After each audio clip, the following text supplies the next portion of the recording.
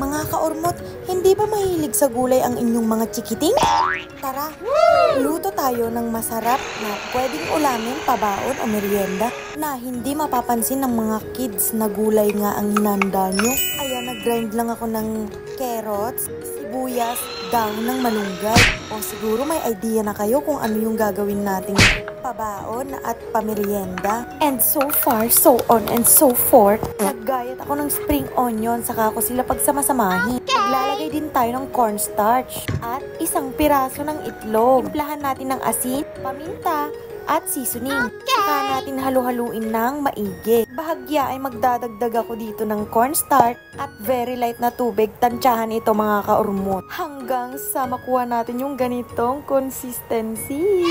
After that, magpainit ng mantika at iprito na natin ang ating mixture. Oo, veggie balls. Vegetable balls ang recipe natin ngayon. Gagawa naman tayo ng suka. Para sa sauce, inartem na suka. Tinimplan ko lang ng konting asin at asukal. Hindi ko nga mapiga kaya veggie flat ang tawag natin dito ngayon. Hindi veggie balls. Gawa nga nang hindi ko siya mabolo mga kaurmot. Wala kasi akong scoop. Hindi ko rin mapiga.